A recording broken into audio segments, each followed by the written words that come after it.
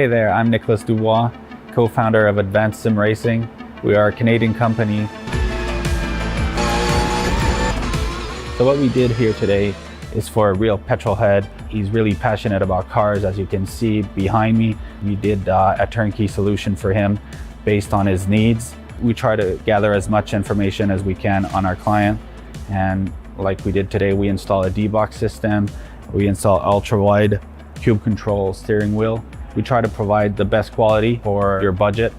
So let's say if you want a budget of 10 grand, we're gonna give you something that's the best for 10 grand. If you want 20 grand, then we always try to stay within your boundaries. We do try to make it as easy as possible. So the client, once we install everything, it's pretty much gonna be a turnkey. So he's gonna press start on his computer, and right after, we'll try to explain everything, how it goes, how it works, and then he's ready to go. Our aluminum is from USA, treated in Canada, cut in Canada. So we do sand all our aluminum piece just to make sure the powder coat sticks to it. And that's one of the reasons why we use powder coat, is to make sure you have the best aluminum finish in the industry. And our quality is beyond what you can get with any other competitors right now. We are really, really passionate about all the gear, all the cockpits, all the sim hardware, and that's why we want to create something that's really gonna reflect our passion into our product. Come visit us at advancedsimracing.com.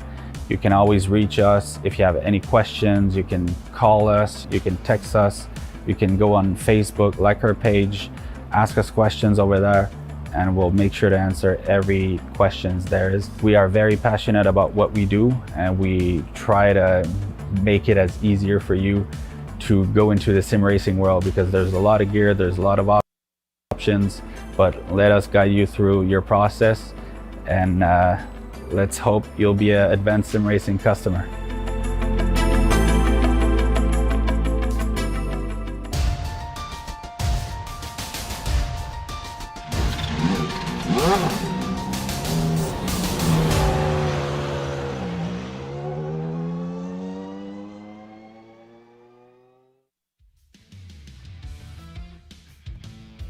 Holly had it his own way for many seasons here in the PRL, but as of late, it's been getting harder and harder to snag wins. Matthew Long was our most recent victor back in Atlanta. Will we see a fourth different winner here at the Magic Mile? We'll find out soon as we get ready to watch round 4 of the PRL NASCAR Cup Series, and you'll see it all live here on the Global Sim Racing channel. Hi, I'm Joe Peak, and with me in the booth is DJ Clark. Behind the scenes is our director, Sean Ambrose, and he's using cameras provided by Dougie Beard. New Hampshire Motor Speedway becomes more and more distinct in the NASCAR world. Flat and only a mile, it sticks out among the circuits on the schedule. Let's find out more about it with our track guide.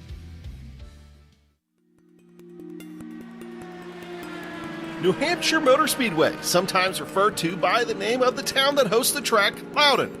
It's also usually referred to as a 1 mile oval, but the actual track length is just a few hundredths more than a mile. The facility as we know it today opened in 1990, and a lot goes on here. IndyCar and kart cars were an early fixture here at Loudon, and they were fast on this paperclip style oval. And while this still shows up on many IndyCar league schedules, the real life IndyCar doesn't come around right now, but they always flirt with the idea. NASCAR, though, has given itself a huge presence here. The Cup Series has had some interesting races over the years. The Grand Nationalist Series also makes a yearly trip with the Cup Series.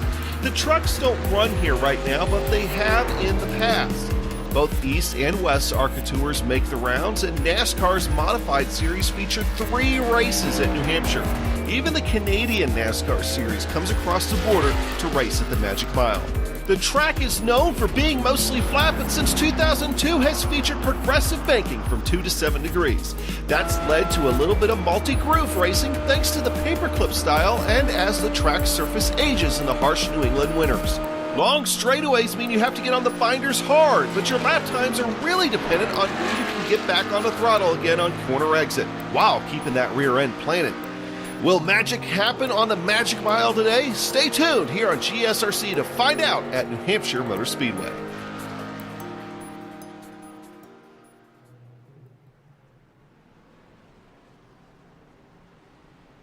Well, DJ, it's kind of weird to think of this place as part of the track boom that happened in the 90s, but at a sprightly 30 years old, it's not actually the oldest track that we've seen.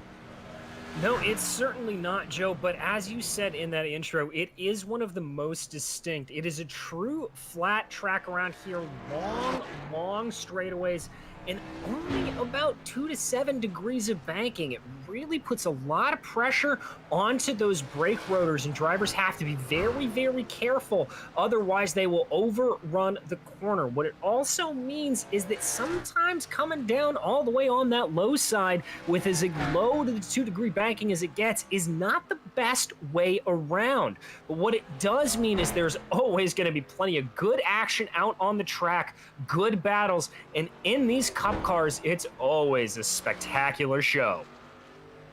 No doubt about that. And before we get to that spectacular show, let's talk about our sponsors, because our broadcast is brought to you by ASR. Owned and operated by passionate sim racers, Advanced Sim Racing designs and builds the sturdiest and most durable aluminum profile racing simulation cockpits available in the market today. Visit them at advancedsimracing.com. It's also sponsored by RaceLab. RaceLab helps you improve your driving skills with modern overlays, race statistics, native VR integration as well. You can get the best out of iRacing. Start using it for free today at racelab.app. Today's broadcast is also proudly sponsored by ButtKicker.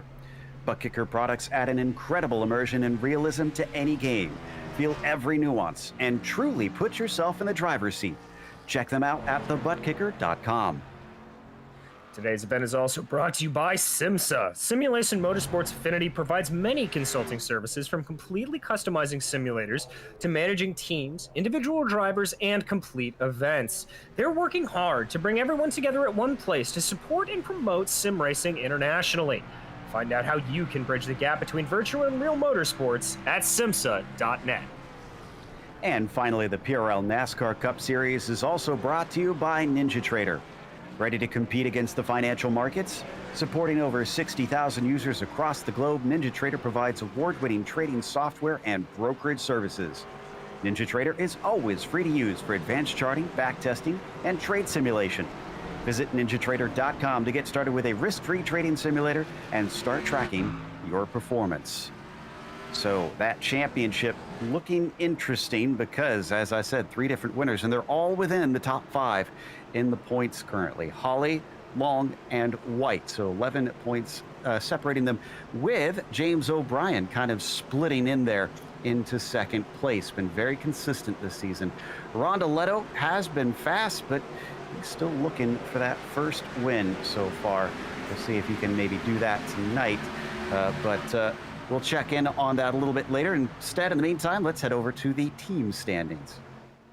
Well, Joe, in that team's championship, as you can see, Whataback Racing Black, they've got a 16-point lead over James Bird Racing, but it tightens up a little bit there with private label Team Hype, only 4 points back from them. So that is very much a 3-way race. Car Ramrod, though, they're about 28 points back of private label, so they've got some work to do. Same with SGE eSports Slipstream.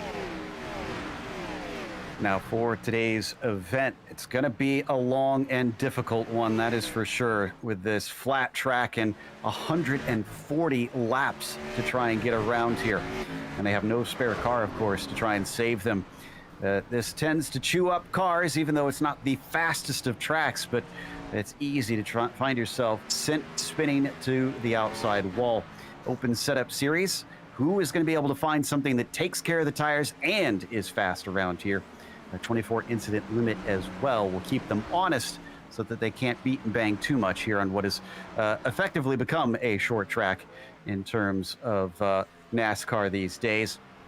Now, right now, they are in the midst of the end of the practice session. We'll get 5 minutes of qualifying here in just about 2 minutes' time, and 2 laps to try and set their quickest. We'll see how that all plays out. I feel like those tires are going to be a big talking point on it, as well as track position in general, DJ. Oh, most certainly, Joe, and especially, I think, track temperature. It's 119 degrees Fahrenheit out on track. tracking between 0 and 1 mile an hour worth of wind. So it is going to be very, very hot out there. Don't be surprised if you see a lot of drivers trying to stick up to the high lane a little bit more, trying to preserve those outside tires as much as possible. Also, don't be surprised if we see some guys come down, maybe make a two tire change over the course of the race. We've seen that happen a couple of times in modified races. It may be a good strategy here. Indeed, that's what gave Vicente the lead last week when the NASCAR Coke Series came here to race. And the pro guys certainly put on an interesting show, although it got a little messy at the end. And it similarly wound up that way in the trucks here in the PRL last week. So we'll see if we get kind of a trend going and these guys have to wind up slogging through some yellows towards the end of this race, or will we get some long green flag runs? We're hearing that Holly is not anticipating that to be the case, that thinking it's going to be broken up quite a bit. Well, we'll have to see.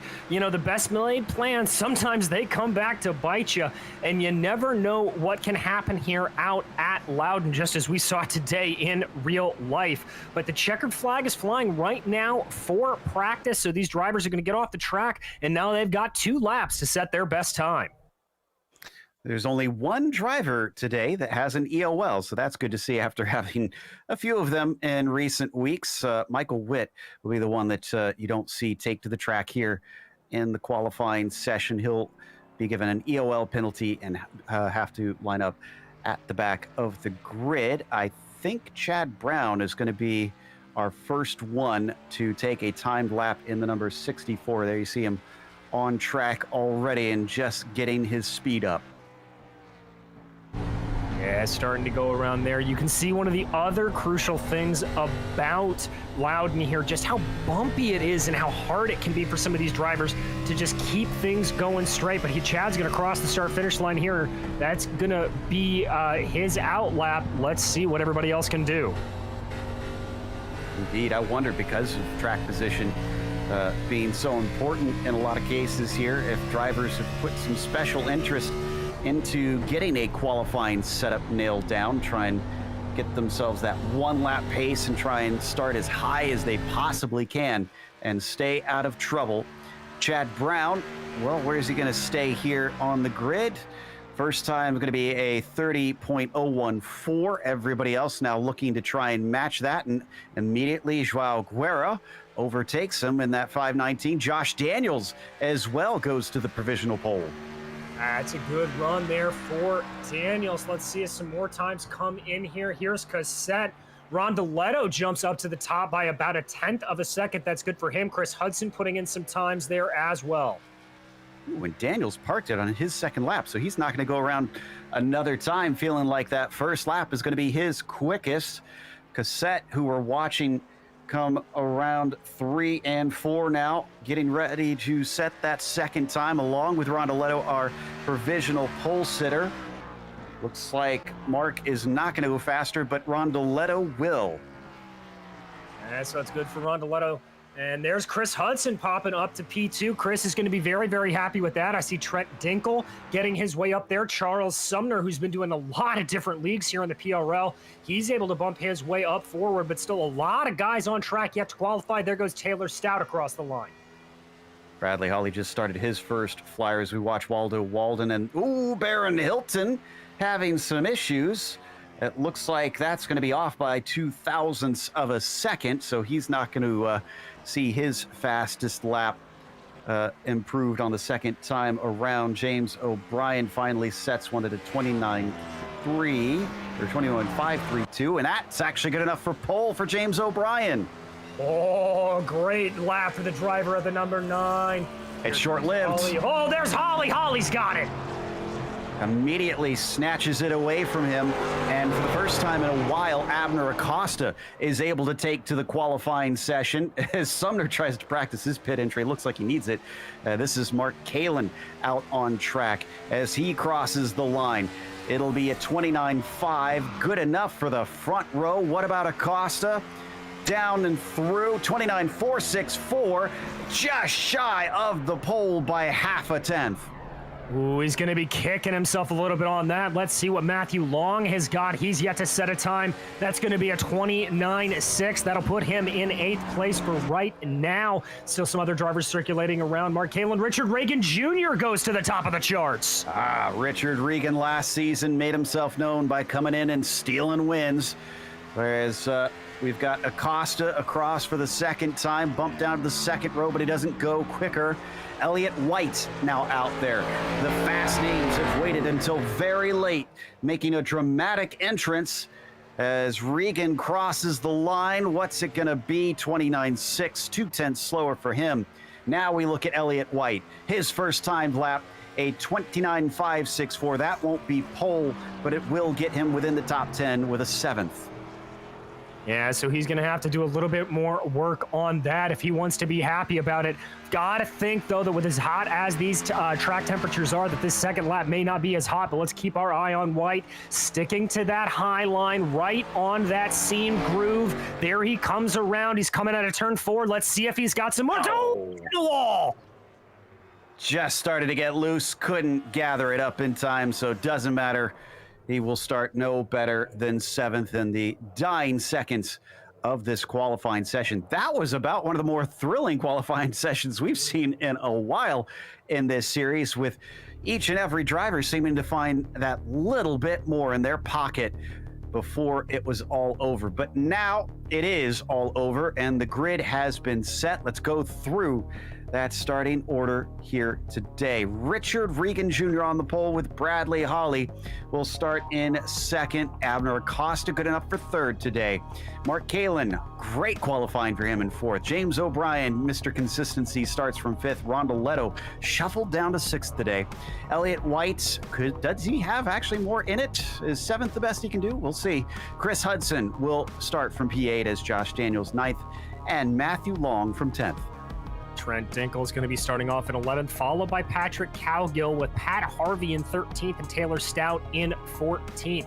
Then to the inside of row 8, it's going to be Adam Zemke, followed by Waldo Walden with Joao Guerrera and Mikel Gagnon making up row 9. Behind them, it's Robert Bissaw Jr. and Brandon Walter. And Scotty Johnson will start from 21st with Chad Brown in 22nd. Marc-Andre Cossette, Heat 23 for him. Charles Sumner in 24th, followed by Hilton in the 25th spot. Self is the last one to put a time in as Witt, and Serato will start from the back. I believe the 41 is a new name here today, starting on the tail end of the fields. See if he can try and make up for that at a track that is known to produce some very difficult overtakes as we wait for the cars to take off on their pace lap. In the meantime, let's go through our onboards for today, starting with Bradley Holly, of course. There's that lucky shirt. Let's see if it helps him from the front row of the grid. Then we've got Chris Hudson starting out here with a interesting view of his triple screen setup, kind of looking down on his rig here today. Patrick Cowgill also joining us right in front of his door, as always, sporting his now traditional Fu Manchu that he's got. And then I believe this is Bissaw Jr. that we have with us. Try and confirm that. And finally, we've got Trent Dinkel also on our onboards here today. Already down the back stretch with our drivers getting the cars ready to go. Everybody's going to be hungry for a win, but all for different reasons. A few of them for championship hopes. Who is going to be able to add to their win tally here as the Mustang pace car ducks into the pits. Richard Regan Jr. waiting on it as the green flag waves. It's a good start for the 46. Gets a jump over the 184 and is able to get in front of him on that high side, that desired high line here at Loudon Speedway. Ooh, side by side for second between Acosta and Holly there.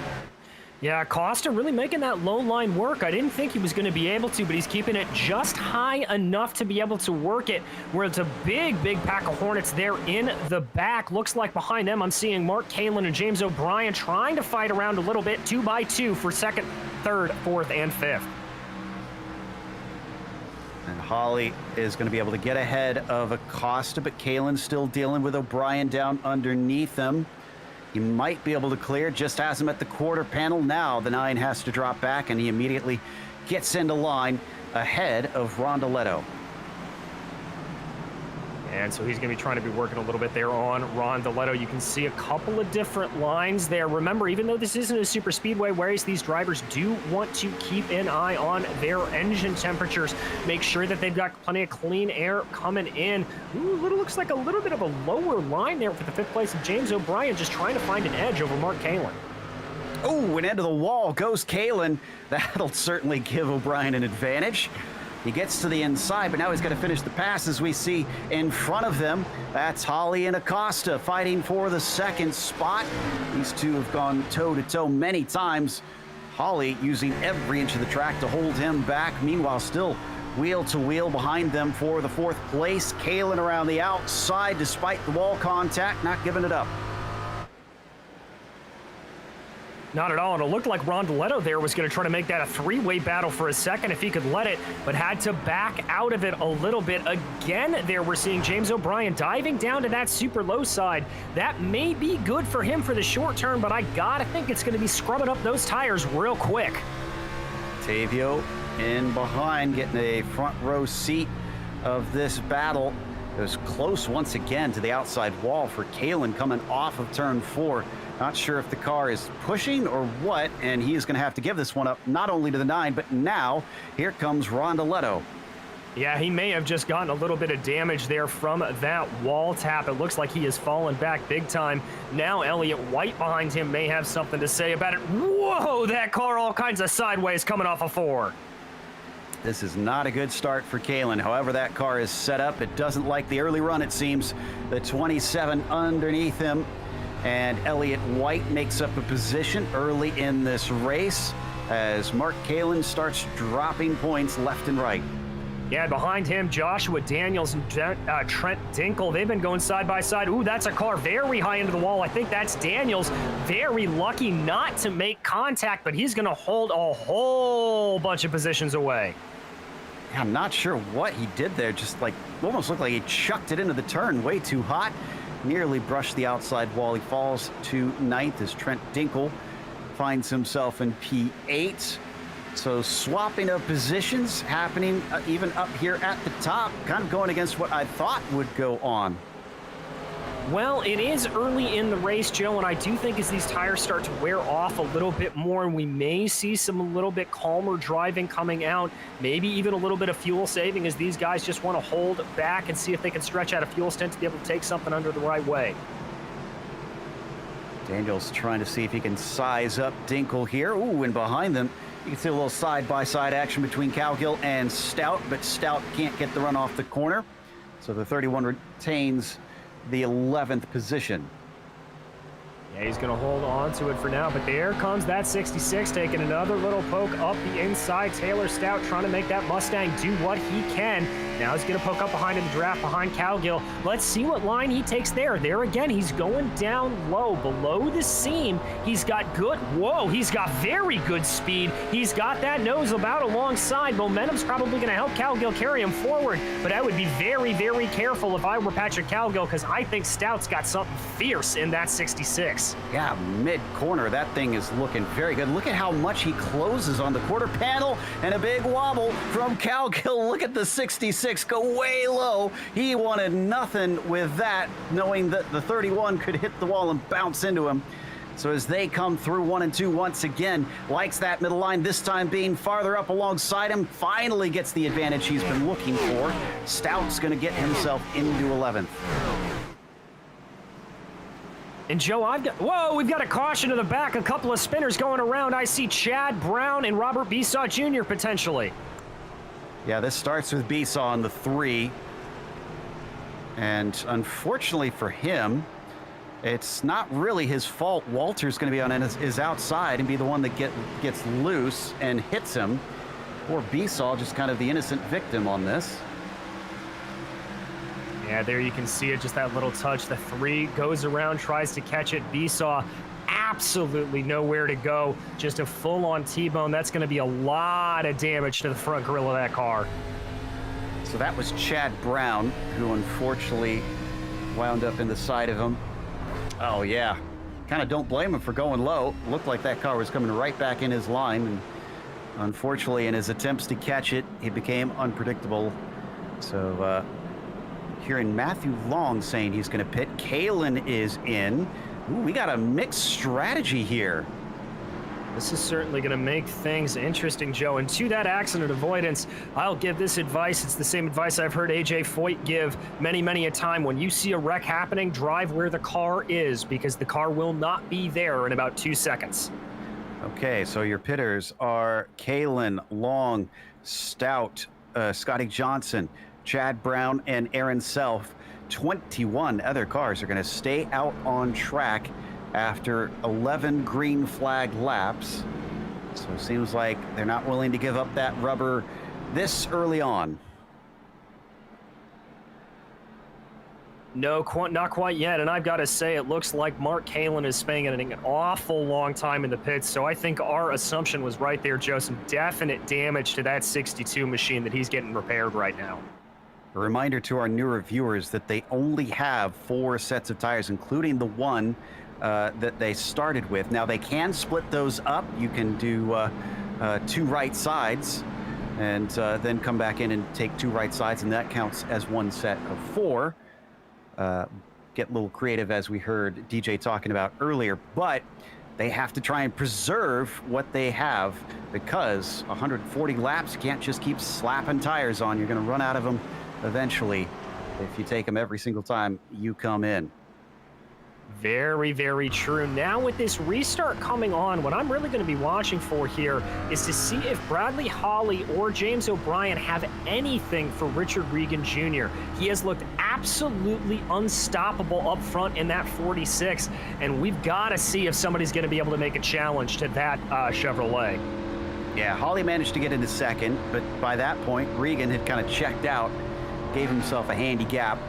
Maybe he's trying to get the tires up to temperature here as he brakes and accelerates, waiting for the Mustang pace car to give way. That Chevy is ready to go, and he takes the green flag.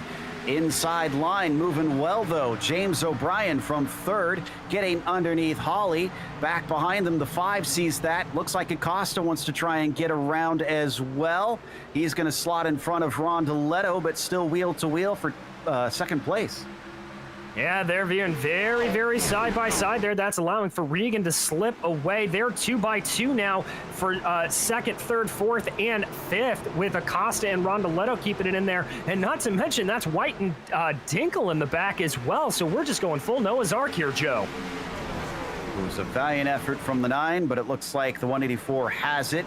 Oh, and look at this. A move from the 5 around the outside. He thinks he can get the line away from O'Brien, but it wasn't there. It was a gutsy move there from Acosta. I gotta say, I really, really like the commitment on that. And I think if he had maybe just had an inch more, he could have pulled it off. Credit to all of our drivers that sustained damage in that first stint, whether through the accident or smacking the wall. Nobody went a lap down. Everybody is still running on the same lap as the leaders. We take a look at 10th place. This is Hudson in the 43. We're going to watch from on board as he chases Cowgill. Now let's watch these lines. You can see Hudson there, very smooth inputs into the car. That's exactly how you want to take it, Joe. Not a lot of rough movement that's just going to scuff off the tires. Looks like he's being very patient here. He doesn't want to move up too forward. I'd say this is the sign of a guy who knows this is a very, very long race. It's 140 laps. We're not even at lap 20. He knows plenty can still happen. Just kind of right in line behind that 31. Like you said, I'm sure he knows that this race has lots to unfold, and I'm sure those who don't follow sim racing might giggle a little seeing him wearing racing gloves, but as someone who tends to get sweaty palms pretty easily, I can attest that there actually is logistical reasons for that. Oh, there are very much logistical reasons for it, Joe, and I will tell you that I not only wear racing gloves, but I also wear racing boots because I am just that cool. I'll have to ask you where you got those later on. Meanwhile, let's head up to Acosta and Rondoletto. This is a battle for fourth that has been going on for quite some time. There you can see, still side by side. Now, Acosta on the high side should theoretically have a bit of an advantage, as that tends to be the quicker exit off the corner. But Octavio has not been given up. And at times, he's had his nose ahead. Looks like maybe he slipped up a little off of turn 2. A drag race down to 3 between the pair of them. Yeah, and I've got to give some credit here to Acosta. He's given a nice little pinch mid-corner, specifically through 1 and 2, coming down on Rondoletto, just trying to see if he can get it. Rondoletto's got a little bit more momentum there coming off of 4. Let's watch and see if he does this again. He'll give him just a little bit of a cut down right about mid-corner. Yep, there it is. Just trying to blunt that momentum a little bit and prevent him from sliding up too high, and that'll let him carry some more momentum along the high side. The problem is he's not able to do the same thing through 3 and 4, and that's really, really hurting him. Question, though, is the 48 using up his stuff, trying to pinch down low like this, being caught underneath the 5? Is he, ooh, is a brush to the wall from Acosta there. I think he got away with that. Is he using up his rubber running side by side? He very well could be, but I think I'd be a little bit more concerned about Rondoletto using up his rubber. Acosta running up high like that, there's not going to be nearly as much abrasion on it.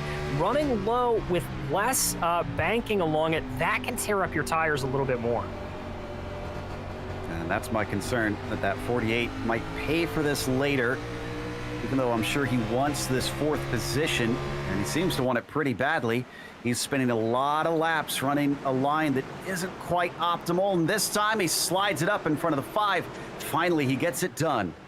That's good perseverance. And then look up ahead of them. That's James O'Brien, maybe thinking about having a little bit of a move on Holly here rather. He's going to be down to the inside coming through 3 and 4. It's the same thing that we saw again, millimeters between the two. That outside line carrying a little bit more momentum. Ooh, looked like a little bit of a hit almost up into the wall there for Rondoletto.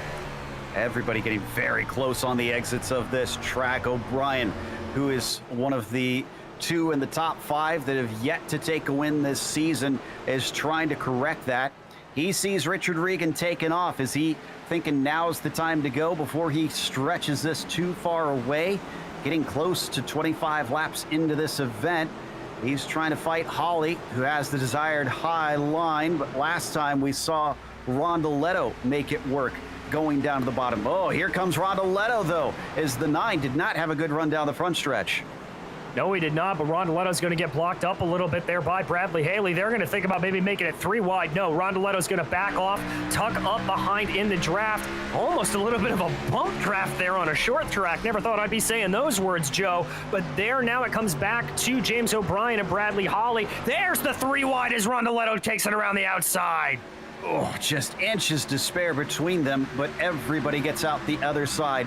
I'm starting to wonder if Holly's struggled a little bit, and that's why we're seeing everybody climbing over the back of him. Remember, we said earlier, as Rondoletto might drive clear around the outside of him, he gets the high line, but can't keep the overlap. I was going to say, we heard Holly say that he expected this to get broken up by cautions and to not have too long of green flag runs. Maybe he set up his car to try and take advantage of that and is paying for it.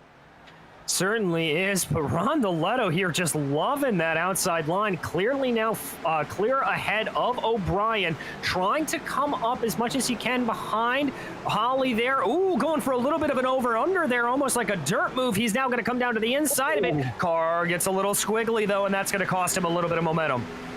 What were we saying earlier about using up his stuff? Is he paying the price now?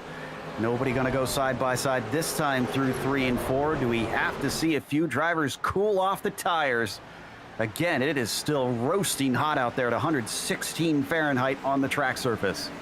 Yeah, and that's not going to be helping anybody tires at whatsoever. Just a quick note, though, as we continue to watch this battle, Rondoletto diving down to the inside again, but it looks like Holly's going to be able to carry the momentum back up. Our highest pitters right now, Matthew Long and Taylor Stout, they're currently in 9th and 10th. Getting word that Holly is actually trying to save fuel. We're getting a few 2 wides here through 3 and 4. Or not save fuel, rather save tires, rather. And if Holly's doing that, he's certainly making everybody else spin theirs in their attempts to try and get through. Almost a little net code, it looked like, between himself and Rondoletto, but that does the job. The 48 elbows his way past, and Holly, unfortunately, also finding a snap of oversteer. Yeah, the rear end of that car just did not want any part to do with gripping up with the track. That's going to give a little bit of a move here to Bradley Haley. Oh, that 184. Bradley Holly now had to check up. Everybody getting very, very loose. Again, Joe, the biggest danger zone we're seeing on this track is the exit of turn 4. People just seem like they're low. 184 got a big hit from Trent Dinkle and somehow caught it on the way into turn 1.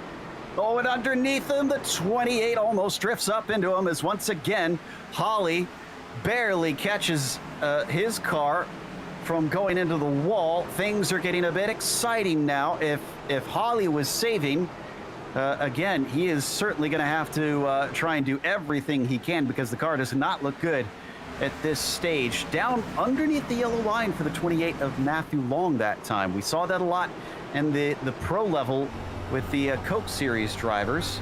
Let's watch on board with Holly.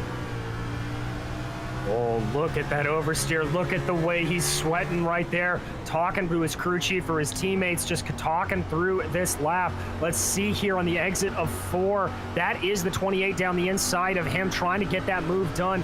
Look at how much he is just having to fight that car this way and that. Let's keep an eye here again. Ultimate concentration. Watch the wheel. Is there any snaps of oversteer that he's going to get on corner exit? Starts to straighten the wheel back out. There it is. Wubba, bubba, bubba, bubba. Oy, he is fighting that thing left, right, and center.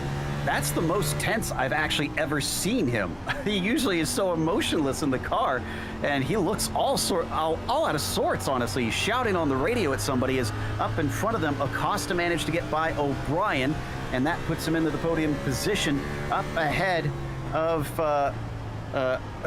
Holly here. We see a battle between Dinkle and Long. That's Dinkle to the inside. Yeah, and remember, Long is one of those guys that pitted early, and we saw Long a couple of times coming down onto that the yellow line there. I think he's using those fresh tires to his advantage, but as you said, Joe, that early stop, it may help him here early, but if it gets later in the race and he's running out of tires, it could come back to bite him big time. Holly's on the radio to his team saying that the right rear is scuffed up from all that action that he was experiencing. So, yeah, I think he's the one most wanting a caution here. Or maybe we'll see him try and pull an alternate strategy and duck in before anybody else does. Well, he may want to, but on a short track like this, you're guaranteed to go a lap down, so I really don't think you want to pit under green unless you absolutely have to. Whoa, another big wiggle I just saw in the back. I believe that was Taylor Stout. Stout running in 9th. As we see the 66 on screen, he's got a good view of the battle in front of him. That's White and Holly. You got to remember, we're not in the Autobahn Sports Car Challenge here. That's Bradley Holly, not Haley. And whoa, down to the inside. If Stout's having a moment, he's not showing it because the 66 is on the attack. Very much so. Good move. He's going to get right up behind the bumper there of Taylor Stout. Or, excuse me, of Trent Dinkle now. Maybe a little bit of a move again. Wow, look at just how much mid-corner grip he has to be able to turn the car. It's almost like he's trail braking that car through the corner, getting it to slide a little bit and getting it to just plant. You know what? We forgot that Stout and Long were the ones that took tires. They're charging through the field. They came back from way behind. And that was just with about 10 to 11 laps on their tires of Green Flag Racing. So this has made a significant difference. If you get this tells me, DJ, if you get a long enough green, you can actually climb from a long ways back. Yeah, that track position not being nearly as crucial as we thought it is. Riding on board with Matthew Long right now. There you can see, it's James O'Brien. We're on board with looking back at Matthew Long.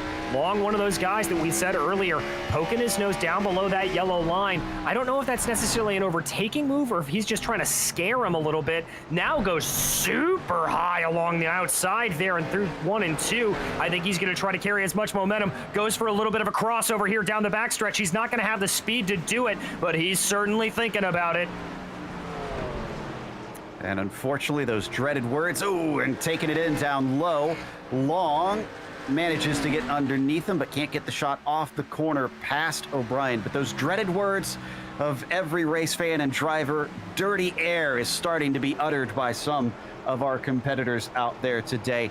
Another talking point that we saw a lot at the Cup cars in the eNASCAR series, and it caused a lot of consternation amongst them. I wonder if that's also causing problems for Long here. If he can shoot it down underneath and get fully past, that'll help out a bunch, but he's struggling to finish the job. Yeah, again, that turn 4 just coming back to be everybody's Achilles heel here as he continues to fight with James O'Brien. He's going to stay down on the inside, even though he does have the fresher tires. Oh, there it is. I think he's finally got the job done. Long all the way up to 4th from what was, I believe, about 23rd when they restarted this latest green flag run. Coming up towards lap 40, though. And we haven't seen a caution since then, despite some close calls. 10th place has some action. Guess who's involved? Well, Bradley Hawley again. Yeah, Bradley Hawley just seeming to be at the crux of every single incident we've seen out here today, leading a whole train of cars. Looks like behind him, that is Joshua Daniels. Hudson now getting around Daniels with Walden and Cowgill behind them. That battle side by side between Daniels and Hudson, the 43 and the 77, getting very fierce. That's going to give Hawley a little bit of breathing room, but no, it's not, because here comes Joshua Daniels like a locomotive down the inside. So Daniels now up into 9th. I mean, I get what you're saying about Hawley not wanting to risk going a lap down, but considering he's all the way down in 10th at this stage, wouldn't it be worth trying something different as he tries to pinch the 43 to his bottom side and barely gets away with it? Yeah, Joe, at this point, as much as he is falling down, I have to agree with you. I think that's the way to go. He's got to come in here at this point. You know, it's lap 41. You can still be on a relatively decent strategy on that. Looks like the 84 running a little bit low down on the apron. Thought he may have been coming in for a pit stop. That's the 84 of Waldo Walden, but he is not going to do so. But now Hawley has to worry about Chris Hudson coming up behind him. Yeah, Walden getting creative with the racing lines. The ultra low at the very flat on the apron. Liked it in 3 and 4, but not in 1 and 2 as he stayed on the banking portion. Let's stick with this. Let's see if that 84 gets below the yellow line this time. Yes, indeed he does. Ooh, and a little bit of a bump up ahead there with Chris Hudson and Bradley Hawley. I saw a little bit of a bump and run happening through the corner. So the 43 starting to bring out the chrome horn. Wants Hawley to get out of the way because he feels like he's being held up. Doesn't touch him off of turn 2 this time, though. We are closing in on a third of the way through this race. In fact, yeah, I think right now this lap we're on is now exactly 1/3. As we come down the front stretch, and Hawley is having to use everything he's got, not just to be fast, but to keep that car pointed in the right direction. The 43 of Hudson underneath him gains time mid-corner. Now he needs the shot off the corner, and he finds most of it. Finds most of it, but he's not able to get it completely done. Let's see if he can carry the line through the inside there. Coming through 3 and 4. They're still side by side. I think momentum may shift back to Hawley here a little bit as they come down to the main straight. And indeed it does. This move is not done, but I can also tell you that Chris Hudson is not going anywhere. Watching both of them on screen as they battle for the 10th position. And Chris Hudson prevails between the pair of them, although he has a little moment coming off the turn. That blunts his momentum. Here comes Hawley underneath, trying to turn the tables and see if he can get this spot back. I don't think it's going to be likely based on the way his car has been running. No, I don't think so. Holly just continues to fall down the order more and more and more with every lap. Just so amazed that this is the first time we've ever seen Holly really look like he's flustered by anything out on that track. And looks like he's going to lose another one pretty soon as Waldo Walden keeps trying that ultra bottom line, seeing if he could overtake him. Now up at the front, Rondeletto has started to pull in Regan, but so has Acosta back in third. He's following both of them. Oh, and a little bit of a shady exit there for the 48 opens the door. Acosta wants to put his foot through. Can he manage to step over the threshold to get into second place? Not this time around the corner, but he's certainly getting in on the action. He certainly is. He's certainly thinking about it. Acosta trying to do it, but I have to say good defense there from Rondeletto being able to hold it off. He's going to stay up on the high line, as is Acosta. Not really giving an inch here for either driver. Once again, that corner exit off at 2 is looking really sketchy for Rondeletto. And Acosta shows his nose. Make sure that Octavio knows he's there. No dice that time, however. Rondeletto, the other one within the top 5, still looking for a victory. And once again, showing, even if he didn't quite have the qualifying pace, he's got that race pace. Yeah, he certainly does. And at the end of the day, you know, qualifying does help you, but the only way you're going to get good points is if you win the race. So that is where I would rather be strong, Joe. It's all about that long distance, the endurance that these cup races involve. The longest that the PRL employs, both on the road and the oval side. And it really tests some of these drivers. Again, we have to remember, they've been on the same tires now for 50 laps. It's not all 50 laps under green. They got a little bit of a respite there early on, but they have been chewing through them. Yeah, they certainly have, and I think it may be starting to be time to think about some of these green flag pit stops here. We talked about those maybe happening earlier on. We'll have to see. That's the 41. That's Tom Cerrito there getting up out of the way. That's the first bit of lap traffic that our leaders have encountered. Back in the 11th spot, Bradley Holly has a swarm of cars on him. First one up is going to be Patrick Cowgill. Ooh, and 3 wide from him behind him. That's Cassette, Walden, Harvey, and Witt. All right, and it's looking like a whole storm of bumblebees behind him. Just everybody trying to get by. You see the multiple lines that are starting to be played here. Someone diving down low in the background for a brief moment. So a lot of drivers trying to cut in this dogfight, see if they can position themselves. Who's that running the ultra high line? I think that's Cosette. That's a lapped car, so he's trying to stay out of the way of those that are racing underneath him. Yeah, so that's just a good lap traffic, trying to stay out of the way as much as possible here for him. Here you can see it's still that 31, just getting a little bit squirrely. Everybody trying to find a line that works for him. I think any minute, Joe, any minute we're going to get these pit stops. Eventually, they have to come in because they don't have the fuel to try and get to the end of this race as we watch Abner with a great run down the back stretch. Less than a car length back. Rondeletto says, no, not yet. But yeah, so the farthest they could go on green flag laps, from what we've been told, is 77 to 80 laps. So they still have plenty to go, considering we got a caution. And here goes Acosta down to the inside, gets the overlap.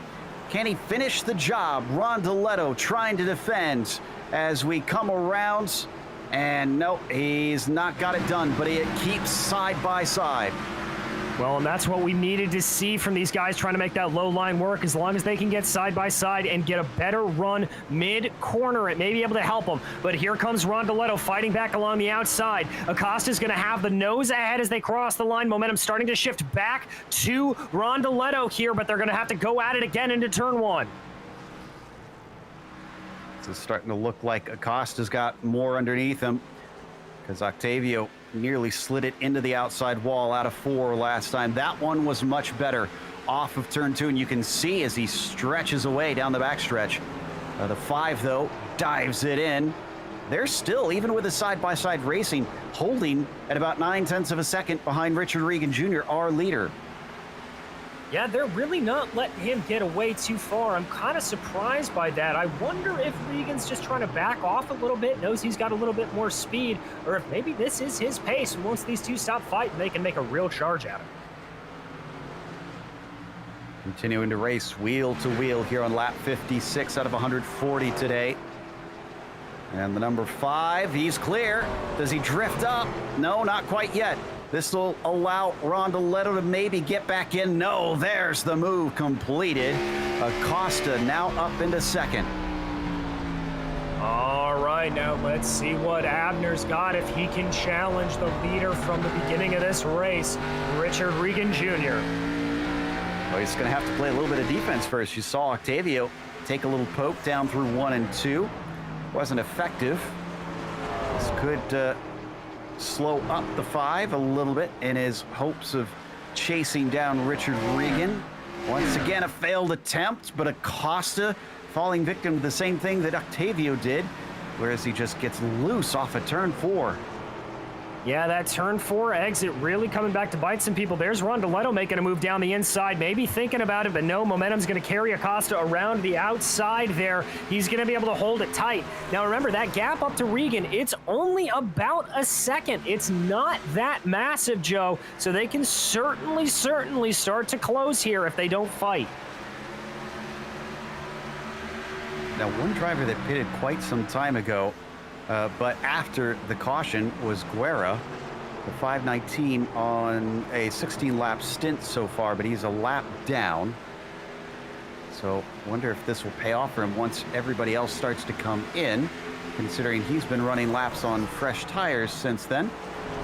And it appears that we can safely say Acosta has put Rondoletto behind him and is no longer under threat. This time by between Acosta and Regan.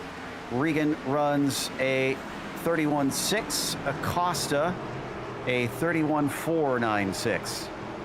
Well, and if you look at the line that Acosta was running all the way up through 3 and 4, it was a super high entry and kind of running down the track. It's a very smart way to do it, and it looks like it's absolutely working wonders for that 5. Let's see what it's going to be this time as they cross, because Acosta was quicker last time. 31.468 for Regan. Acosta 31.403, taking out more hundredths away from the 46. We heard that Hawley was trying to save his rubber earlier, but it's Acosta, the one who has held on to it the longest and is even quicker than our leader currently. Yeah, certainly is, and just bringing him back in a little bit more every single time. So now the heat is getting turned up for the lead of this race as we cross over to take lap 62. A full 10th faster that time for Acosta, down to 7/10 of a second. Oh, and I just heard Besaw Jr. say he's pitting in.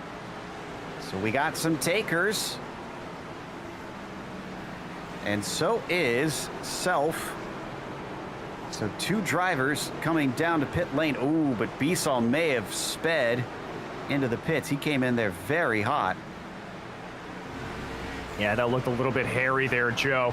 But we continue to watch here Acosta as he makes his way around, making that high line work again. Got the gap down to about 7.5 tenths of a second. Only about 0.003 of a second faster than Regan on that last lap, but any bit he can get, I'm sure he'll take. So we look at 11th. Once again, the man who's been giving us a lot of the action, Bradley Hawley, trailing a whole bunch of cars. And I can report that Besaw Jr. does appear to be serving some sort of penalty because he's been in for 30 seconds now in his stall. It'll come back to bite you every single time. But yeah, as we continue to watch this battle as it goes along, Holly there leading that pack, Cowgill behind. Looks like Walden's starting to put a little bit of a pressure there, and I believe that is Pat Harvey running a bit of a high line, kind of doing what we saw Acosta doing as he went up there earlier. On board with Walden, looking back at Pat Harvey just behind him. Excuse me, on board with Patrick Cowgill, looking at Walden rather. In that 12th position. Come across the line to start lap 65. Getting close to the halfway mark soon. Sending it down low. Walden has been using the apron at times even to try and get that car to rotate. Hasn't been doing him too badly, considering he's up 3 positions. This is Cowgill's perspective as we watch his onboard. Yeah, you can see him just very, very concentrated, knowing full well that Walden's riding to his inside. A little bit of checks here, left and right, making sure he's not going to get too far crazy on him. There you see Walden again going down to that yellow line, as you talked about, Joe, trying to get that exit, and I think it may have just worked for him. Indeed, as Walden has the inside and sends it in deep.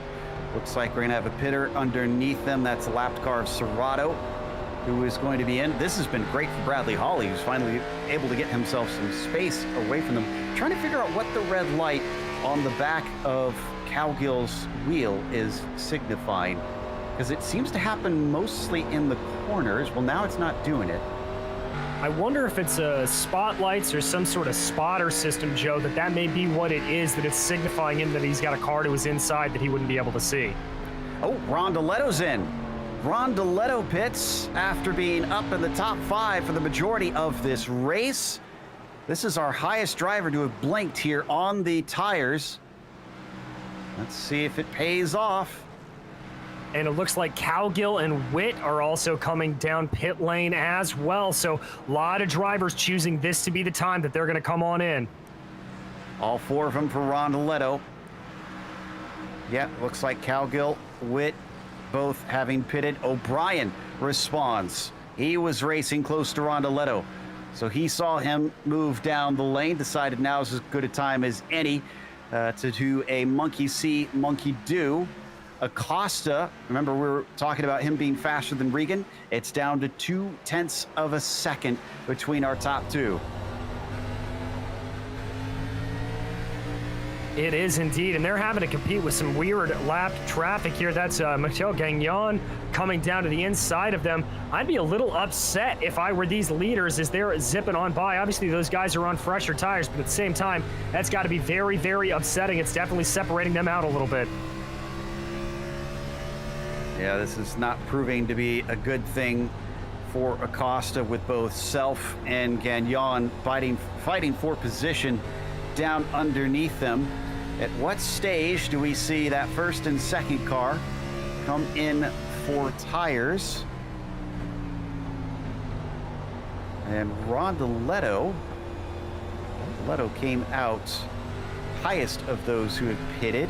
Actually a significant gap ahead of James O'Brien, who just pitted the lap after him. Rondeletto is currently in 16th. I see a few more takers. Trent Dinkle, Walden, Harvey, and Baron Hilton. Yeah, so all of them deciding to come down, and there comes that's Regan. Regan coming down into the pits. Acosta's going to stay out, and Acosta's going to have to deal with lap traffic as he does so. This may have been a master stroke from Richard Regan. Yeah, I'm starting to think this was the better call. We are at exactly halfway, so if we go green all the way to the finish, then you might as well try and make it a single stop and split it perfectly in half, because you're not going to get much better than that. But then you never know if caution could wind up affecting that, as Acosta also responds, comes down the lane, but Long stays out. He'll lead a lap now. Well, and remember, Long pitted back on lap 12, as did Taylor Stout, so I wouldn't be surprised if they were able to go a little bit longer than these leaders. Maybe hope for a yellow to come out and get the right cycle for them. So we're waiting on Hudson, Holly as well. Can't believe Holly has gone as long as he has, as well as Charles Sumner. Everybody else has pitted at least once. Long pitting in this time. Stout stays out, but he took tires a little bit earlier in this race at the first caution. Hudson stays out another lap. Holly is finally pitting in. Yes, he is, Joe, but I'm looking up and down the order. Octavio Rodrigo had a massive jump in the pits. He's ahead of Richard Regan. Rodrigo right now is 4th, and Regan's all the way back in 7th. Yeah, Rondoletto in the 48 looks like he'll inherit the lead. Now, that doesn't take into account Taylor Stout, who's still on the same lap as him, but about half a lap ahead. And Stout will need to come in at least for one more stop, because him having pitted on the 12th lap or so, he's got to at least come in for fuel. He can't make it to the finish from here, let alone tires, which I can't imagine would make it all the way to lap 140. Yeah, nor I. Also, it's just to check back in on Abner Acosta. Looks like the overcut not paying out for Regan or Acosta. James O'Brien able to jump him up into 6th. Taylor Stout now pits himself, which means Chris Hudson is now your leader. So Rondoletto is going to cruise on past the number 66 while he stays stationary in his stall, with Richard Regan Jr. coming across the line at 3.3 seconds behind Rondoletto. Well, now remember, it was Acosta that was able to catch up with Regan, and it wasn't Rondoletto that was really able to do so. So I think this could be a little bit of a better battle for Regan here. The other one to really keep an eye on is the one that we're keeping an eye on right now, and that's Abner Acosta as he starts to come up behind James O'Brien. Hudson's still out there. He's on lap 77. He didn't even come in during that first caution. So he's on the original tires that he started this race. He should run out of fuel pretty soon. Well, speak of the devil, he's coming on in now. Yes, he is, and here comes the move for Acosta. He's going to try to dive down the inside, going to have a little bit of a problem with traffic up ahead of Gagnon and Bissaw Jr. Ooh, he's got to check up. That's really going to blunt his momentum. How is he going to get around that one? He's going to have to dive to the inside, almost make this 3 wide, but now Gagnon's going to be blocking up O'Brien, and now that's going to be Acosta that gets ahead. That's some very savvy moves there from Abner. And he needs to try and make those moves because he can see up the road that Regan Jr. and Rondoletto are starting to run away with it. They're each about 2.5 seconds up front. So he has slightly fresher tires than both of them, although much less fresher than Regan Jr. Just about a lap better than Richard does Abner Acosta. So he's not going to find a drastic effect there, but he's about 5 laps younger than Rondoletto's tires. Indeed they are, and as for Regan, though, he has been able to get that gap down. Remember, it was at about 3 or so seconds. It's now down to about 2.4, so he's clearly got some speed on Rondoletto. Still have 26 cars running this race. We've lost Serrato along with Chad Brown, but everybody else is on the circuit at 26 cars. There you see Acosta sitting 2 seconds behind Regan Jr. and about a second ahead of James O'Brien. What about Trent Dinkle and the number 501 here? This is Elliott White just in front of him. This is a battle for 6th place. It is indeed, and that's Aaron Self splitting them right now. I'm seeing Charles Sumner and Gagnon up the road from them, as well as Matthew Long a little bit up the road. So this is almost a 3-car fight here, but very much Dinkle just trying to do everything that he can do to try to get by that number 27. Self a lap down, so he's not involved in it. An update for fans of Bradley Holly. He returned in 14th after that pit sequence, but he did have a little bit of repairs that he, I think, was able to take. And hopefully that'll help the car handle a little better. Maybe he could try and charge back, but it's certainly not looking like a win the way things are shaping up right now for the multi-time champion. No, this may just be one of those hard days out there for him at the moment. But right now, we continue to focus on Elliott White, who is trying right now to keep off Trent Dinkle. Matthew Long about 1.2 seconds up the road of him, with Charles Sumner lap traffic in the middle. Ooh, Holly's going to get a position. Pat Harvey to his high side. They see them through 3 and 4, just had a much better run. And Harvey, despite having a little bit fresher tires than Bradley Holly, isn't able to hold him back. The pace of the 184, as we expected, is pretty good. It's just whether or not the strategy will work for him today. Yeah, that's really all what it's going to come down to here. And the one thing that I will say is we've seen how loose these cars can get. I think there's a very real chance that as the track continues to wear in a little bit, the tires wear off, we, not to knock on wood, could see a yellow or two pop up.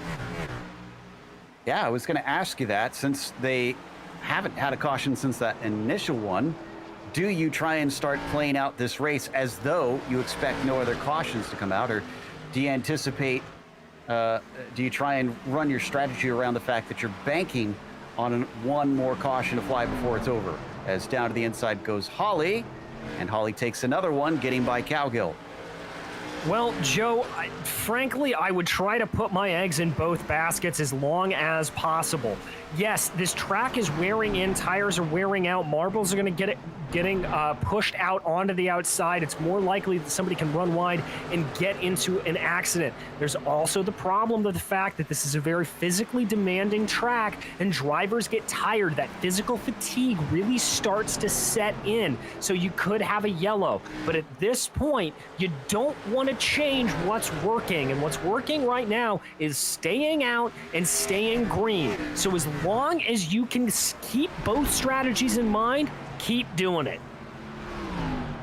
Been watching the side-by-side battling behind Holly there.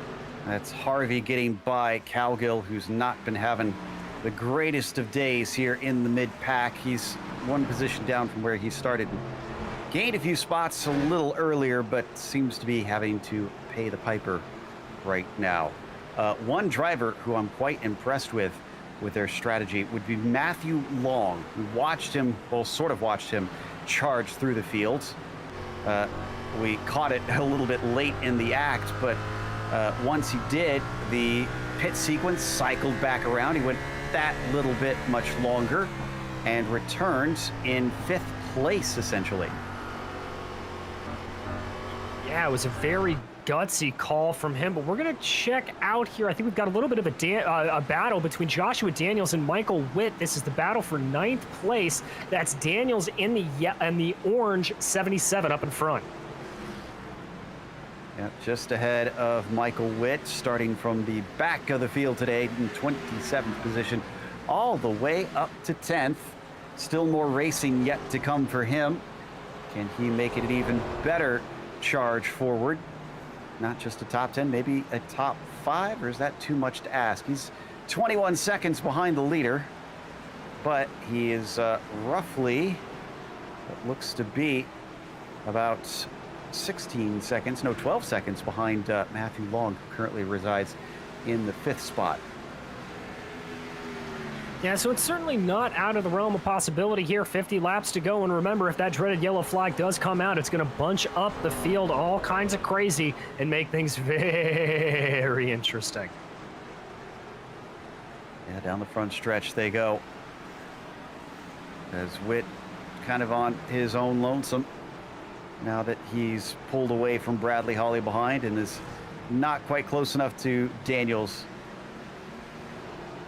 Taking a look back at White once again. And this is Besaw Jr. in front of him, who is a lap down, so that's not for position. Dinkle in behind them, that is for position. And Guerra, the tail of this crowd of 4, is also not fighting for track position. He is just a lap down and trying to do what he can. Yeah, exactly. And so they're just trying to go around there. There you see that is a White able to get by there. There you see the 501 poke at his nose down the inside as well. See if he can have a little bit of 2 for 1, and there he's got it. Okay, so move White up into 6th place. But I'm a bit surprised that Elliott hasn't really played a major part in the front runners here this race. He's been so quick in recent seasons, and yet today's race he's been, I wouldn't say anonymous, but it doesn't seem like he's ever really challenged for a win today. Well, Joe, you know, there are some times that tracks just don't suit you for whatever reason. It may be the high track temperatures here, may just be the absolute layout of New Hampshire. It may just not be his day. He may have something else going on in the head. White is a very, very consistent, good driver, but you're not gonna be Michael Schumacher every time you step in the car. On board with Trent Dinkle now in 7th, just behind Elliott White's number 27 machine. Interesting the differences in the racing style. You can see even just by the way the wheel is. Everybody else, you keep calling them, you know, micro corrections, but I'm seeing very little bit of that. In fact, it's a lot smoother motions a lot of times as he takes a little swig of water. Got to hydrate even in sim racing. You do indeed. And it's really kind of two styles of driving in the way to do that, Joe. And I don't mean to draw this back to Formula One for our more NASCAR fans, but the way that I like to compare it is the Jim Clark versus the Michael Schumacher style. Schumi was known for being able to just put infinitesimal movements into the wheel to control it, to get the car to be absolutely on the limit. Jim Clark, however, was known for just putting the wheel, bam, right there and not ever moving away from it. It was silky smooth and almost nothing changed from it. And it really, not one is not necessarily better than the other. It's just whatever suits your driving style the best. Mine was turn and pray mostly, but Richard Regan Jr., who is now a full 1 second behind Rondeletto, could be watching this race get away from him because he hasn't been able to catch up to the 48 since those pit stops.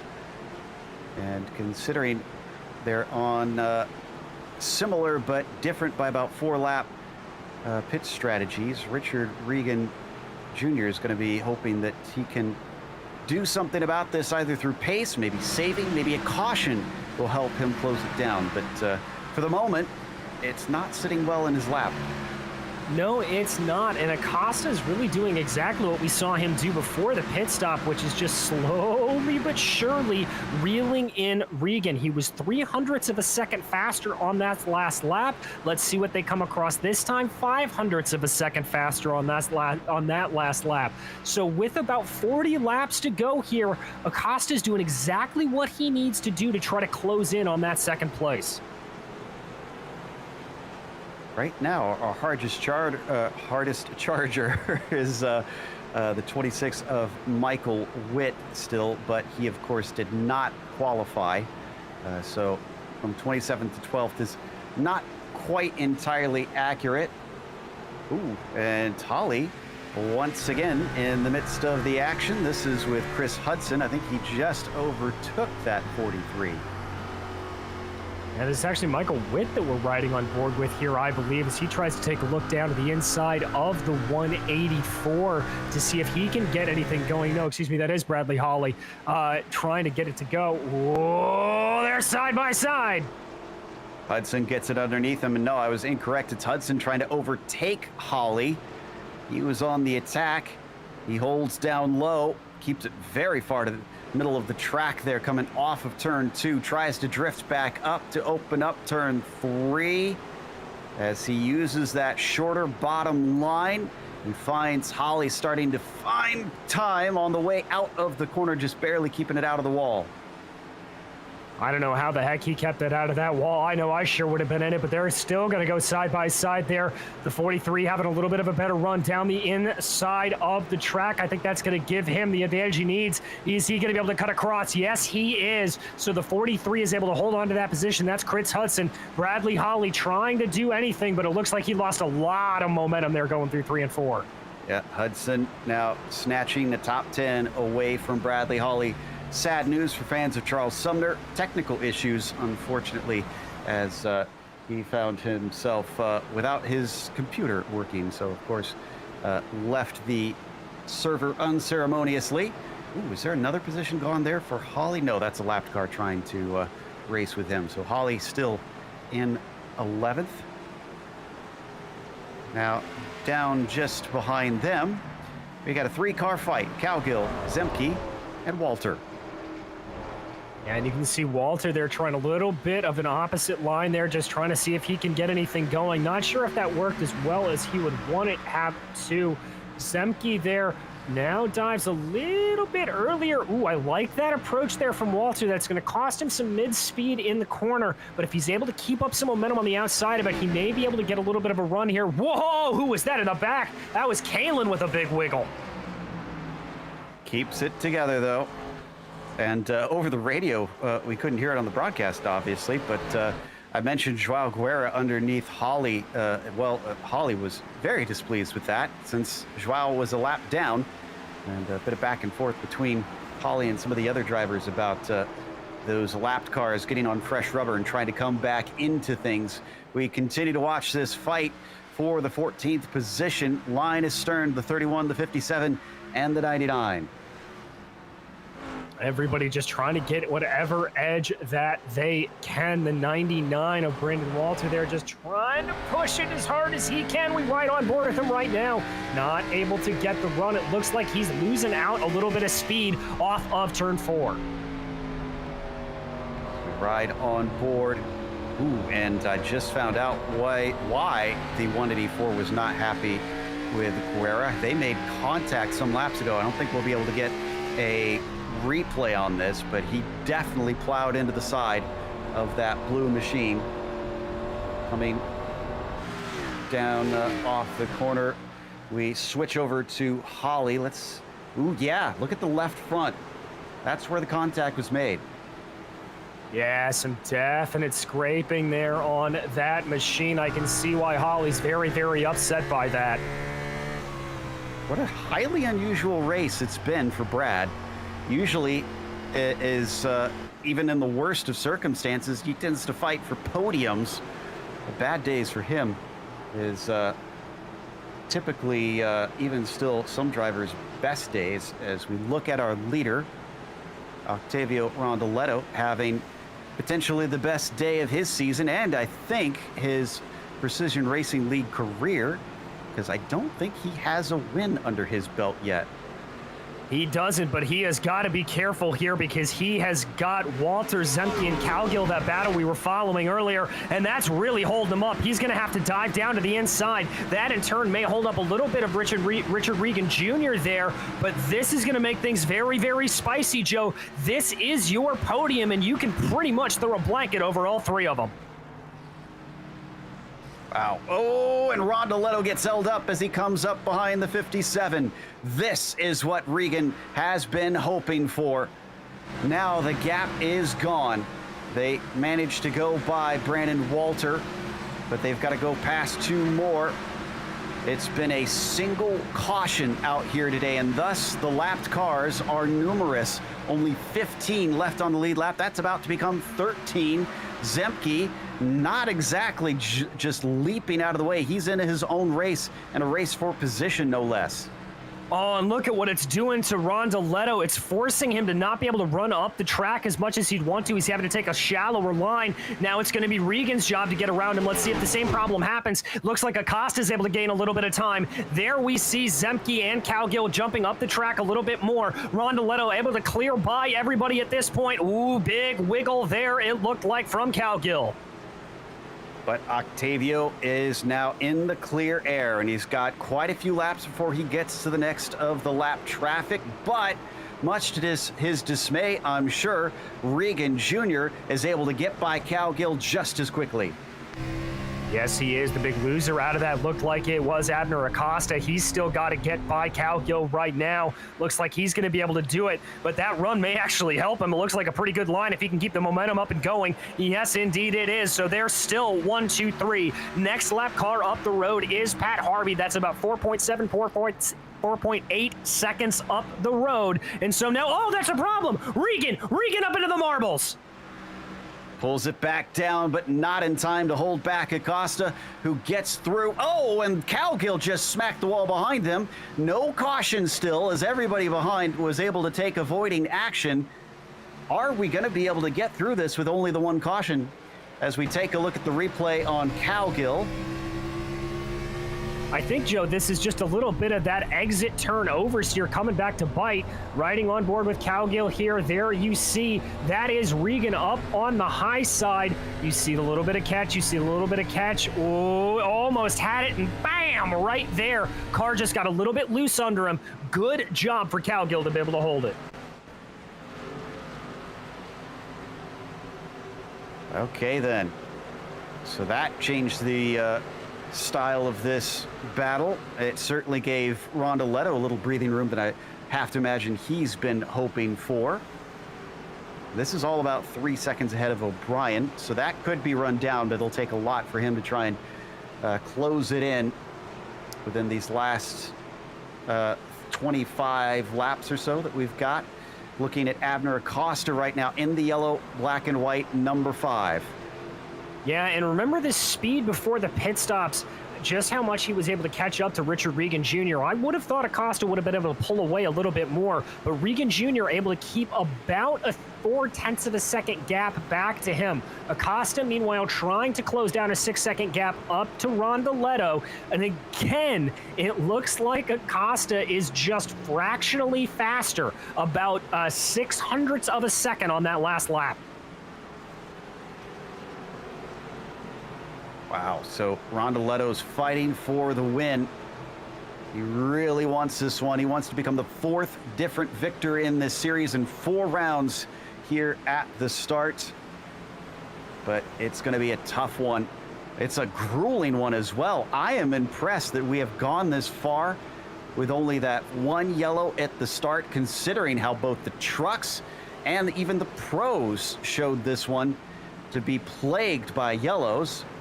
It seems that the drivers are pretty skilled at this level in the Precision Racing League. And is the 48 now starting to feel it as the car got a little loose that time? He may be. Remember, he came into the pits about 5 laps earlier than Acosta and Regan, and that may come back to bite him here. It looks like Acosta's coming on with a full head of steam. He has the gap down to about 2.5 of a second. Coming down through 3 and 4. Acosta would also be a new, different winner, and that would certainly help launch him back into things. Poor Bradley Holly. Is he going to be leading the championship after this even? Because O'Brien's up in 4th. Holly's still down in 11th. He's not even going to grab a top 10 this race, which will be the first race all season that Holly hasn't finished within that top 10. As a look down the inside, the 5 feels feisty, but he doesn't have the overlap quite yet. Oh, drifting high. There goes the 48. Rondoletto, is he running out of rubber now? Side by side for the lead as they come down the front stretch.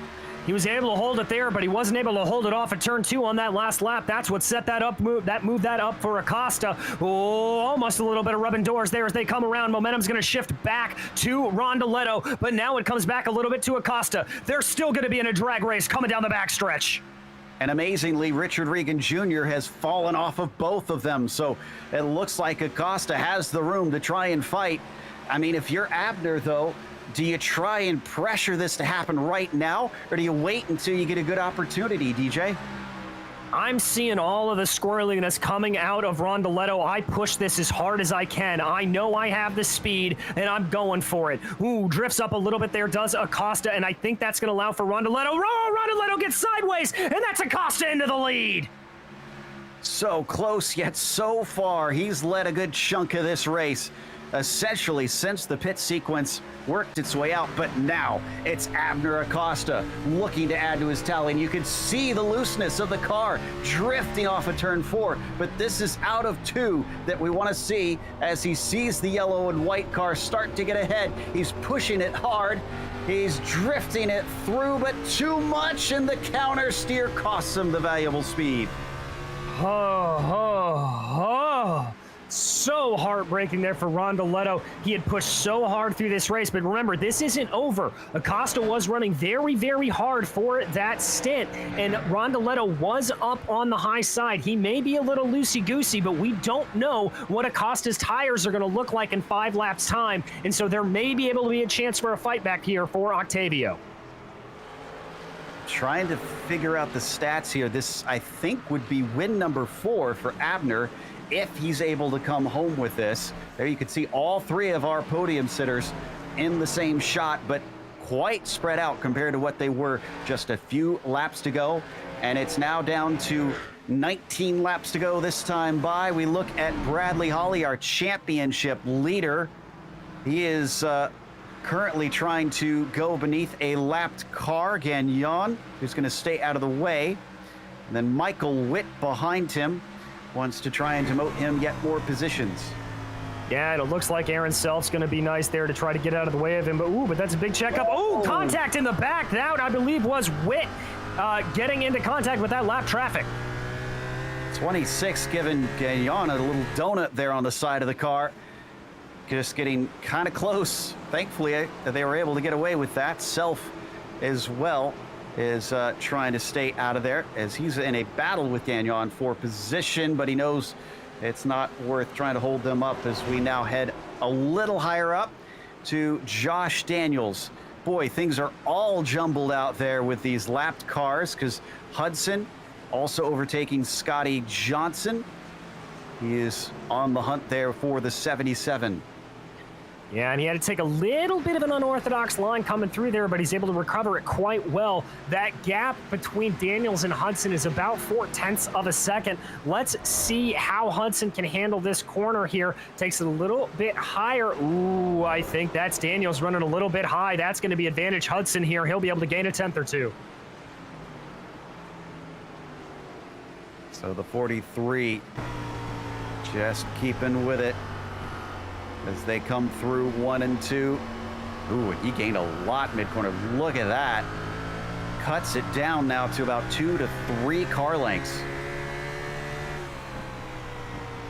Indeed he does. We ride on board. There you see very smooth movements out of him. Little bit of correction there in the corner, trying to keep it together, but nothing too much. Just trying to take full advantage of the draft and not overdrive the car. Only 15 laps to go here. Taking a higher line coming around the outside. Now that'll not only preserve tires, but that'll probably give him a little bit more momentum at corner exit.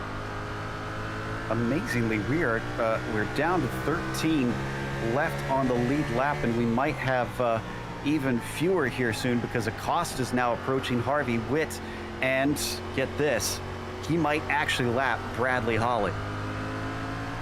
Oh, that is just insult to injury for your points leader if he were to go a lap down in this race.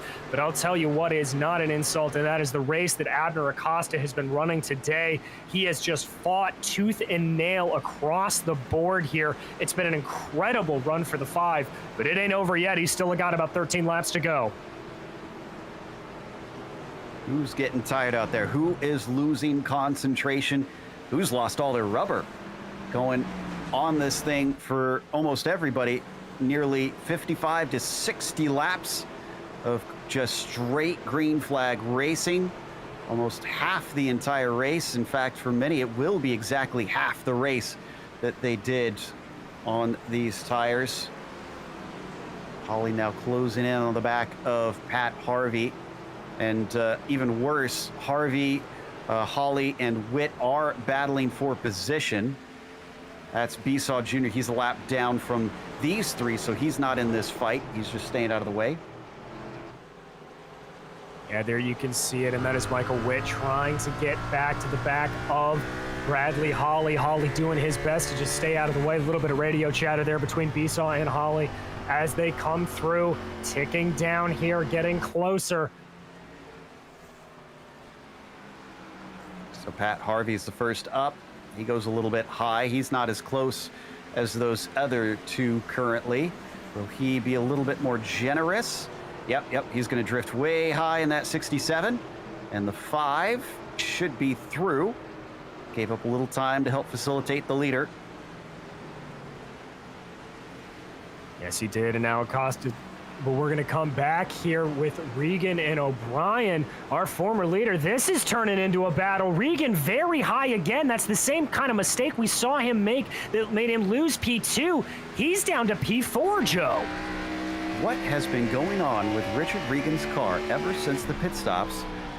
Just hasn't looked comfortable And now he's fallen off the podium, which means O'Brien, now taking third, I think will indeed make him our championship points leader, and still likely without a victory the way things sit currently. So this is looking more and more like some recent champions we've seen in some series, where they don't take a victory, they just kind of cruise on consistency to take the crown. Shades of KK Rosberg right there at the way James O'Brien's doing. You know, Joe, I wonder if Regan maybe made some sort of adjustment in the pit stop, maybe changed a little bit of the tire pressures or something like that to try to get some better handling, because that car has not seemed the same since he came down pit lane. Down to 9 laps to go now, and a mere 11 cars left on the lead lap. Next one up is Bradley Hawley. It is almost symbolic here.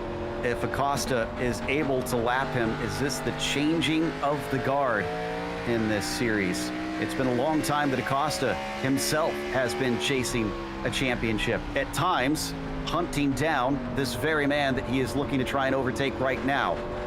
But we know that Hawley is a seasoned veteran. He doesn't like to race dirty. He's not going to do anything to hinder the number 5, and in fact, as they come down the backstretch, holds to the outside, and the 5 is through.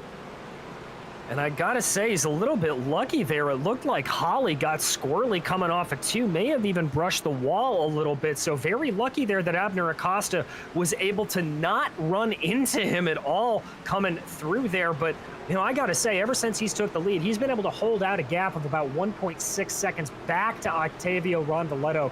Really, really impressive. Those top 3, actually top 4, I guess I should say, are pretty far away from the next car. Matthew Long back in 5th, about 5.5 seconds. So I don't think with 7 laps we'll see Regan fall any more positions down. Famous last words, I'm sure. And Long doesn't seem to have the legs to try and gather him up. But we've been watching this top driver for a while, our leader, Abner Acosta, just appreciating what a race he's put on. I have to go back and look and see at the previous races he's run. I know, or that he's won. I know one of them was at Coda, which is a whole different beast as we look at this battle on screen. That is Zemke, along with Walden, being split by the 16 of Gagnon. And Michelle not exactly pulling out of the way. Whoa, big moment there for the 57 of Zemke. Is Walden going to have this one easily? No. No, Zemke's going to be able to cover that off pretty well, but that is Matthew Long and Elliott White, some higher lap traffic coming up behind them, so that's going to complicate things a little bit. But I think here that Walden has his eyes set ahead on him. He's going to try to push ahead here, goes to a higher line to let those drivers on the faster lap by. That's going to hurt him a little bit trying to get up to Zemke, but Zemke's going to have to do the exact same thing here in about a half a second, so it may come back to him with 4 laps to go. Yeah, that's Long, who is actually in a battle with White there. That is for position. So Long doesn't want to hang around. He almost gets on the side of Zemke, though, and that's allowing the car of White to get underneath him as they go 3 wide, but he reconsiders it down into the corner. There could have gone a good opportunity for Elliott. May have been a good opportunity for Elliott, but that may have been a bad opportunity for the field, as that was a very, very, very scary moment. Lots of this lap traffic causing a lot of problems here. This is just an absolute kerfluffle as we are dealing with multiple cars on multiple laps. Yeah, we're down to 10 drivers left on the lead lap. Chris Hudson well away from Acosta. He's the next one. So we might see this be the end of that. 2 laps to go, and Acosta has a gap of about 2 seconds over Rondaletto. Yes, he does. I think it's pretty much sure in the bag for him if he wants it. Keeping our eyes here focused, though, this is that battle between Long and White. But behind them, Zemke and Kalen side by side, as Kalen doing his best to keep that car pointed in a straight line as it was almost completely sideways coming off a 2. White flag is out. We are going to wind up with only a single caution in this entire race. There is your leader, Abner Acosta. What an amazing strategy call from him, and an execution from a driver that's starting to build a reputation of being able to manage those tires when he needs to. Abner Acosta will become our 4th different winner of the season out of 4 races as Barney gives him the checkered flag here at New Hampshire.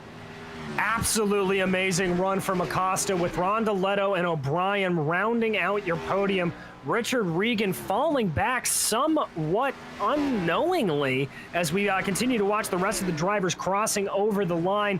Not a lot of passes on that last lap, but a lot of action on track today, Joe.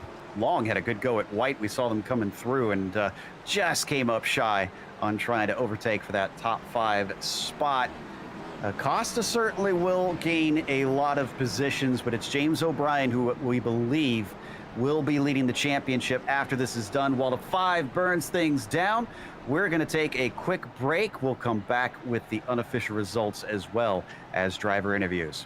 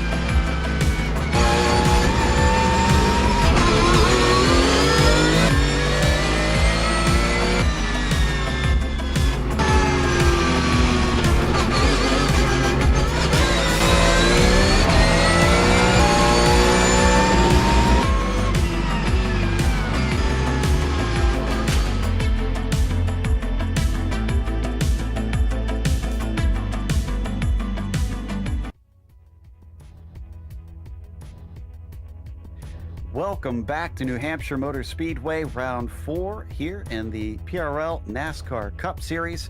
Saw Abner Acosta take another victory as he quickly climbs the charts of a force to be reckoned with here on the oval side of things. Octavio Rondaletto still seeking that first one, but he was close this time, coming home second as James O'Brien has continued that trend of Mr. Consistency, getting another podium and potentially leading the championship after this is done. Richard Regan Jr. started on the pole but faded at the end and wound up off the podium. Elliott White got a top 5 with Matthew Long going up 4 positions to take 6. Taylor Stout 7 spots to wind up in P7. It was Trent Dinkle finishing 8th with Josh Daniels 9th and Chris Hudson last one on the lead lap in P10.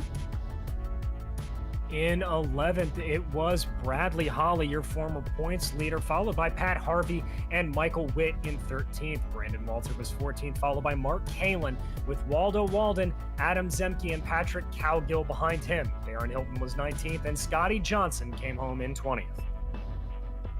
Then in 21st, it was Aaron Self, 3 laps down, 4 laps down for Gagnon and Besaw Jr. Guerra wound up in 24th. After that, it's our DNFs for today with drivers that didn't have a great time with things, but our winner, Abner Acosta, probably having a grand old time.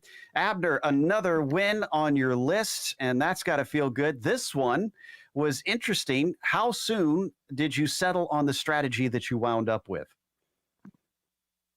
Well, good evening, guys. Well, from the beginning, I was just trying to find the line, and I just chose to run that outside, like almost the third groove, and that seemed to work out for me. And I mean, at the beginning, I got passed by Rondoletto and I think somebody else, and I thought I wasn't going to have the car to win, but as the race just went along, I guess I had a good long pace run, so I just waited for that.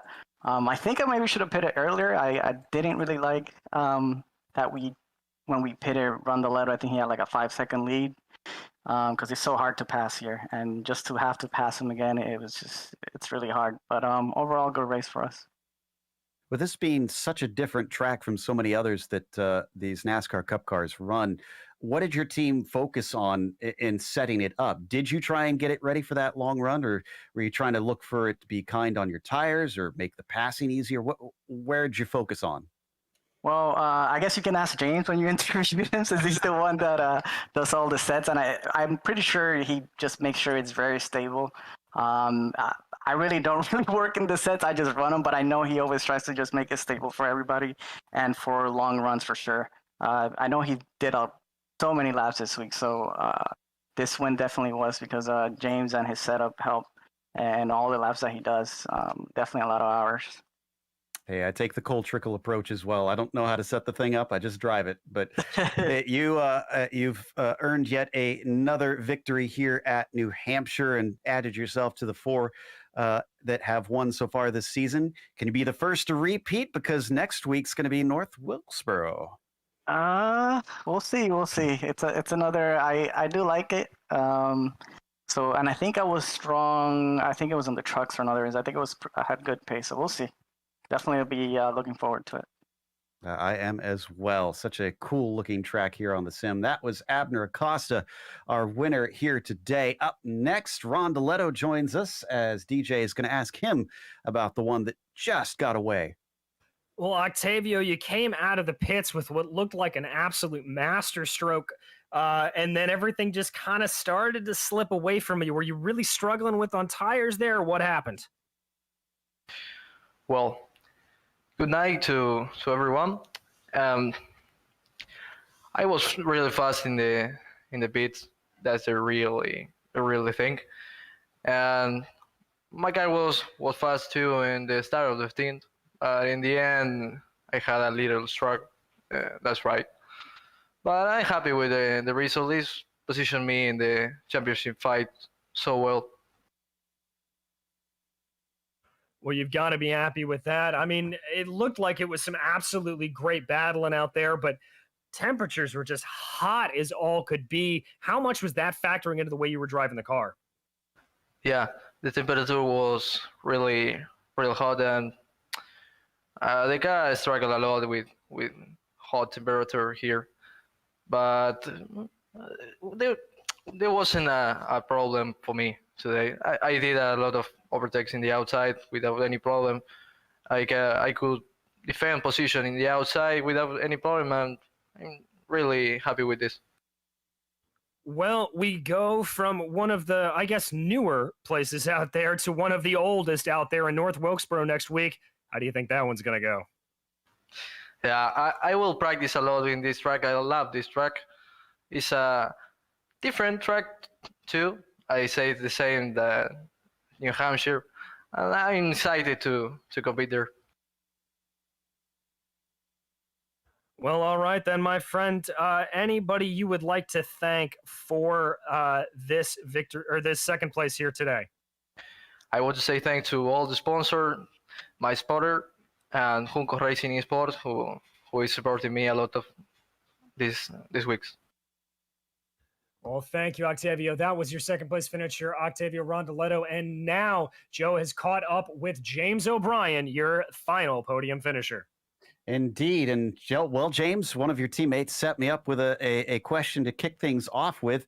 Said you were the ones that set up the cars for the team. And Mike, I'm curious, what was your focus on the setup? Were you looking for comfort or speed or a mix? Not sure why he would give away the secret like that.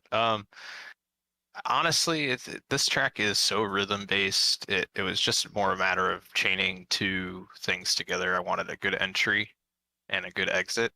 I think we were lacking just a little bit in the center, but as the set progressed through the week, it became extremely comfortable to drive on the long run, especially on the exit. I loosened my car up quite a bit at the end, and it helped a lot. I was told I was quicker on the track. I just wish I had a few more laps to use to get to Octavio. But yeah, it's always a balancing act when you're building, because everybody is going to want something a little different. Abner kind of doesn't really complain too much. Richard works with me for something he'll use, and Brandon kind of is the same. He'll just use whatever we put out. But yeah, it's a lot of hours for this week. I'm glad with the result we got. As you should be. That does take me to another question, though. I think you might be, or most likely, are leading the championship after this, but you still haven't won a race so far this season. Is that a point of frustration, or are you comfortable with that? No, that's kind of how I roll. Everybody always called me Matt Kenseth because I remember he won a chase without winning a race the first year it came out and kind of blew the whole thing out of the water. And I would like to win. Like I said here, I had a few more laps. I think I could have tracked everybody down, but I'm happy with the consistent finishes. It keeps me at the top as long as I don't make any mistakes. Bring the car home clean. That's all I need. Oh, and you've been doing that extremely well as of late. We've asked the other drivers. I'm curious what your take is. Heading to a very bumpy and a very unique track with North Wilkesboro. Is that one you're looking forward to, or do you fear heading to such a tricky circuit? Told that we were going to run the 87 Cup cars if everybody took a vote, so that would make it more fun. But I don't have any experience there with these cars. I do with the Legend cars there, or I should say Legacy cars there. It's quite a fun track. I don't know if it's going to make good racing.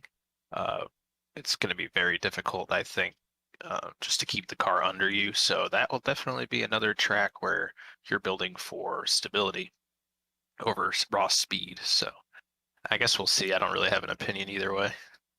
All right. Well, a true neutral there, as that was our third place finisher, James O'Brien, and potentially championship leader after today. That's going to take us to a big thank you to a lot of folks that made this broadcast happen, including ASR.